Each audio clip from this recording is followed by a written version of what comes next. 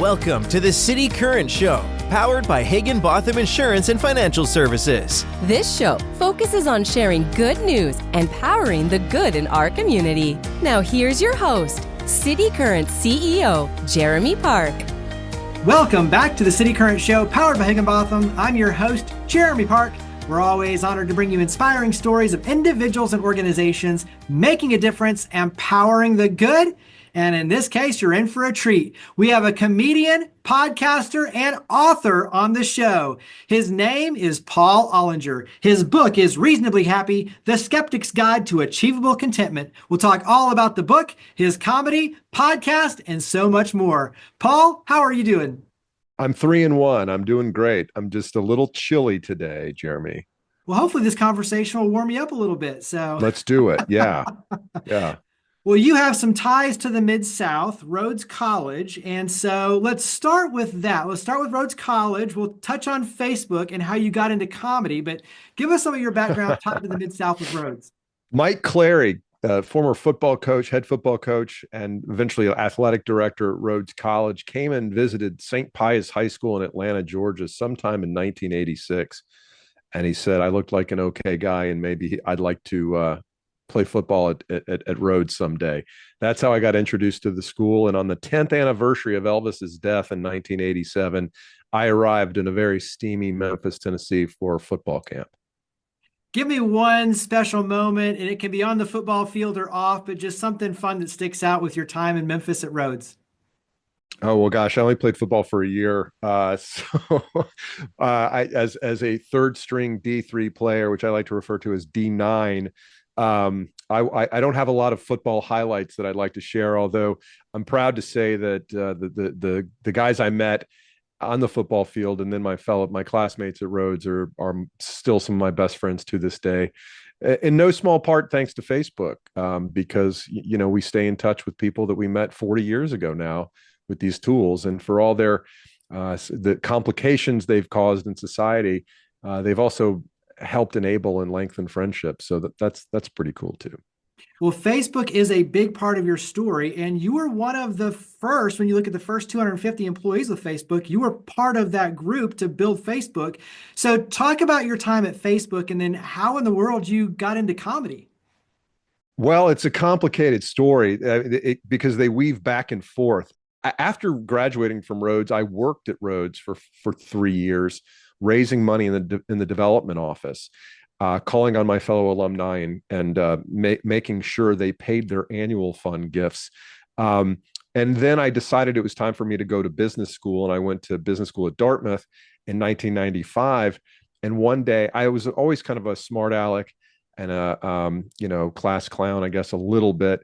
And one day they asked me to host a talent show at business school, and I did. And I just made fun of my friends for 15 minutes. And I had this wave of laughter coming back to me, created this like narcotic experience that you go, oh my gosh, what is this? This is the thing I want to do. This is the feeling I want to have.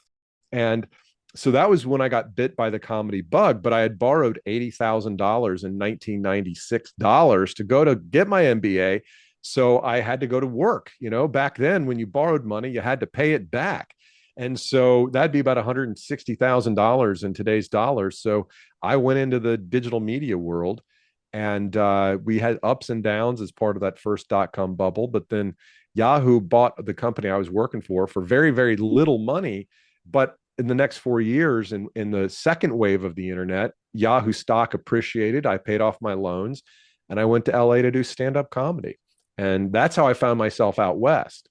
And then after 2 years out there, I got engaged to my now wife of 17 years. And I was like, I don't think I trust this comedy thing to pay me what I feel like I need to make to be able to be a supportive husband and dad, which I wanted to be and have become. And so I was starting to think about, well, maybe I should get a job. And an old friend of mine from Yahoo had called me and said, would you be interested in joining this little company called Facebook? And I said, what the heck? Someday it could be as big as MySpace.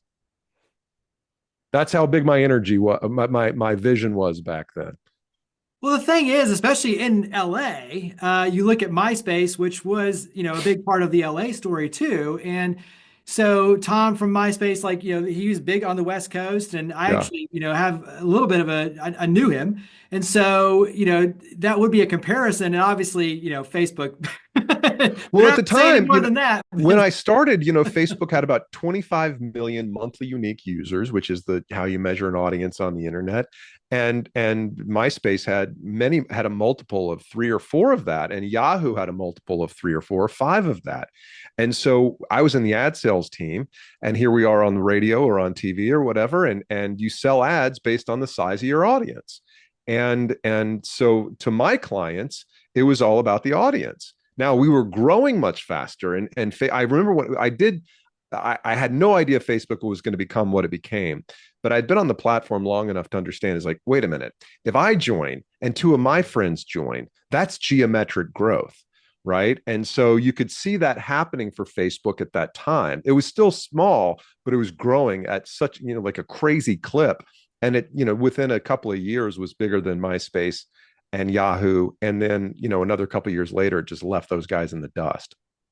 I think too, though, is it changed the game, especially for a comedian, right? Like, so we think about musicians and, obviously anything in the content creation, the creative space, the ability to be able to put your content, your material front and center to an audience that can go viral and have exponential growth really changes the game in terms of how you can market yourself and take control. And for authors and musicians and comedians now, I mean, it's amazing how much that really has completely changed the game.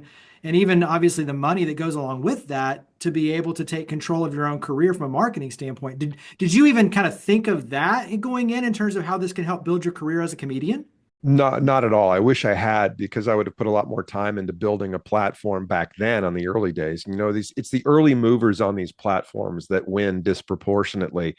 And what you say is theoretically true. Yes, theoretically, an artist, musician, creator or comedian can build an audience on Facebook and have access to it. It's getting harder and harder for people to really break through. And artists are more and more, even if you've got a big following, are more and more beholden to these platforms. I mean, look what happened just this weekend when TikTok went down for 24 hours. People with millions of followers all of a sudden had no access to those people. And I think that's what explains, and we're getting a little bit more into business than about life now, but I think that's where like Substack comes from. And I do not own shares in Substack. I have no financial incentive, although I do have a page on Substack, a presence on Substack. There's a lot of platforms like punchup.live that's coming out for comedians that are using email as the connection between artist and fan, so that the artist doesn't have to go through these platforms to talk to the people who are interested in hearing from them. Yeah, very smart. So then you control the direct interaction. Carry that into maybe 1 or 2 special moments, because as a comedian, obviously you have a chance to travel all over the world, stand on the biggest stages, to live and receive those applauses and those special moments that fuel to your fire. But what's 1 or 2 special moments for you as a comedian?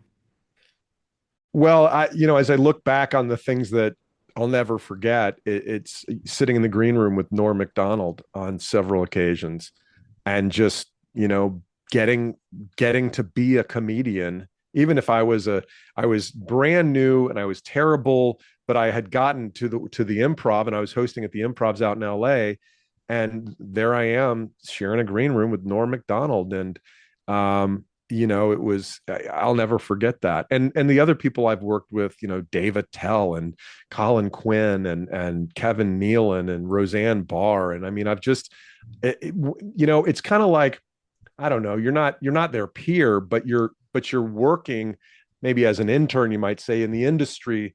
And so you get to be with those folks. And I always grew up loving comedy, but never thinking it was something I could possibly do. I was raised to think, oh, you're going to go to college, get a degree, get a job, work for 40 years, and then you're going to retire and die. Art, performance, that's for somebody else to do, but that's not who we are. And here I was, getting to live that life, if only, observing it. And today, because of the good fortune I had to work at Facebook, I'm able to do comedy without worrying about making the rent.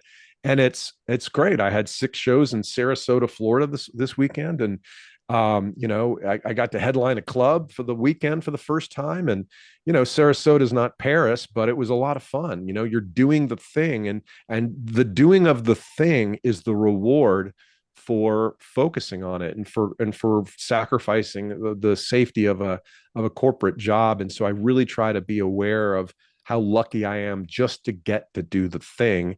And if someday I, earn a big following and maybe some money from that thing, well, that'll just be gravy.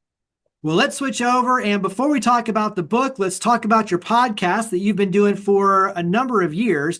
The podcast started as Crazy Money with Paul Ollinger. And I know that recently you've rebranded it, but give us some background on the podcast. Yeah, the podcast, I named it Crazy Money 6 years ago when I launched it. I've changed it to Reasonably Happy in the last 6 months, because crazy, it was about money and happiness, and about the things in life that we think are going to make us happy, which and then comparing those to the things that actually do. That's sort of the purpose of the podcast. And Crazy Money sounds like a podcast that might be about how to make $1 million while you sleep in Bitcoin or something, and that's never been the purpose of the show. So it's really about, how to be happy even when we're kind of grumpy people who are so ambitious and want to keep moving, and our appetites are they never stop growing. And so we have to stop and recognize that unless we decide to be happy, we never will be happy. And I've had the great fortune to talk to LL Cool J, Judd Apatow, Moby, Stevie Van Zandt from the E Street Band. I interviewed Deepak Chopra the other day, also Paul Schaefer from the Late Night with David Letterman show. So it's been, very, very few people get rich doing podcasts, and I certainly haven't. But it's opened up relationships, conversations that I never would have anticipated having come to fruition. And so, 6 years ago when you started, if you would have said, well, do you think you'll make some money in podcasting in 6 years? I probably would have said definitely. And if they said, do you think you would have met LL Cool J and Deepak Chopra? I'd have said, no way, never. So what I thought was going to happen didn't happen, but other good things did happen. And I think that's what happens when you find something worth doing, and you do it for the right reasons, and you keep doing it. Good things happen, even if you're not going to be able to predict what they might be. Give me one. I know it's like picking a favorite child. It's impossible, in terms of like, you can't just pick one, but give me one that stands out to you recently as an aha moment, something a guest said that you like, wow, I never thought of it that way. Or, wow, that's something that I want to own on my end, professionally or personally. So what's a special moment that stands out from a recent guest? Well, I'll answer that two different ways. One, you asked me what stands out, and pick my favorite. My favorite podcast of the 200 and 40 something that we've done is the one I did with my late father, probably 5 years ago. And I remember we were, at a certain point, if you're lucky enough to have your parents around for so long, your job as a child becomes to drive them to and from doctor's appointments. And I was doing that one time, and I asked my dad, we were just making conversation on the way back from one. I said, what do you think you'd have done if you'd have been a little bit less stressed about money? What would you have done with another 20 or 25% of pay? And he said, oh, I don't ever remember being stressed about money. And I almost drove off the road when he said that, because financial stress was kind of the subtext in our household. We had 6 kids. My parents sent us to Catholic school because that's what they valued. And they never really made a ton of money, but there was always that financial stress there. And I think that's what drove me to be so ambitious about my career and money and stuff, because I thought if I make more money, I won't have to stress about money, which we all know that isn't true, because there's much more to it than that. But anyway, I interviewed my dad about money and about his life, and he was just a wonderful, humble, funny, gracious man. And getting that on tape a year or so before he died was something I will value forever. So that's my favorite episode. It's the favorite episode of everybody who's heard it. So that's the number one memory. More recently, getting to talk to Deepak Chopra about the temporary nature of life, and the fact that we're, as he said somewhat glibly, we're sacrificing ourselves for our selfies. That was a pretty fun conversation as well. So let's switch over and talk about the book. Once again, Reasonably Happy, The Skeptic's Guide to Achievable Contentment. Talk about what led you to write the book and go ahead and tease it a little bit. So I started writing about money when I left Facebook. So at 42, after 4.5 years of working at Facebook, I had the most extraordinary opportunity to do whatever I wanted with life, and I didn't know what that was because I'd moved back to Atlanta where I grew up. Anyway, short story, I left the company and I found myself the first 3 months of retiring, and I didn't think I was retiring. I just left the company, didn't have a plan. I was just going to not work for a while. First 3 months were great. And then after a little while, I found myself lonely and bored and driving my wife bananas. And I was like, well, why is that? And I started reading about money and work and human happiness and fulfillment. And I learned a lot of different things. One of the things is that work plays a really important role in our life. And if you look at Maslow's hierarchy of needs, after you have safety and physiological needs met, we need things like belongingness. We need things like self-esteem. And work provides those things for us. But when you're stressed out at work, working 70, 80 hours a week, trying to raise kids when you get home, you're not really thinking about belongingness. You're thinking about, gee, I wish I didn't have to deal with this stress right now. But work is really important. And I had taken it out of my life and I had that epiphany. I also learned about what drives us around happiness and money. And it turns out that affluence, absolute affluence, doesn't make us happy. What makes us happy is relative affluence. So if you're a millionaire and everybody around you is a decamillionaire, you're not going to be happy. If you're around, if you're a millionaire and you're the richest guy on your street, well, you're not going to feel bad about yourself because you have more than your neighbors do. And sadly, of course, your neighbor's going to be jealous of you and you're going to drive them crazy. But that's a weird human tick that we're generally not aware of until, we find ourselves feeling bad, even if you've got everything you need. And so I really wanted to explore these ideas and write essays in a way that sort of uses humor to bring them to life. One of the things, I start the book out with an essay about money. And there's a story that when I was 12, my dad took me to get a cavity filled for the first time in my life. I'd never had a cavity filled. And as I'm walking into the dentist, he said, oh, by the way, don't get the Novocaine. It's $20. And so that's just kind of an example of the austerity that we had in our home. And my father was such a non-materialistic person who cared so little about luxuries or name brands or things like that, that maybe he just didn't understand that other people's needs for luxuries like anesthesia, right? And so I really think, he meant no harm to me whatsoever. He's just like, that's a bunch of sissy stuff. You don't need that. And that's how we were raised. And so I talk about the things that we think are true and then the way things actually are when it comes to money and success and achievement and all these things. I'll be happy when I get that raise. I'll be happy when I finally get the promotion that tells people that I'm the man. Well, you'll be happy for a little while. And then guess what? You're just going to start to be unsatisfied again because that's the way our brains work. So much of that is obviously a deeper understanding of yourself and how you tick, and obviously relative then to others, changing that perspective and that perception. What's one or two other takeaways, that kind of play into that you want readers to take away from the book? That life is very short and that you don't have time to worry or stress or, feel sorry for yourself. And by the way, when I say that as a reminder to myself. I have not achieved nirvana here on earth. I am not I'm not the most balanced, unaffected person like some kind of Buddhist monk walking around who doesn't stress. I stress all the time, and I have to stop and catch myself and remind myself that life is temporary. And you don't know that until you get sick or somebody you love gets sick. But, we should be doing all we can to be conscious of the tics that we have, these things, the way our brain is programmed that keep us from enjoying our lives and keep us from enjoying the moment, of which we have a very small number left, even if it's decades. And obviously you weave your humor throughout. And so who is the book perfect for? Who did you write the book for? Kind of like I just said, I write for myself. I write as an exercise, like as a meditation, to try to demonstrate how crazy we can be around around this stuff and how we can twist ourselves up into knots.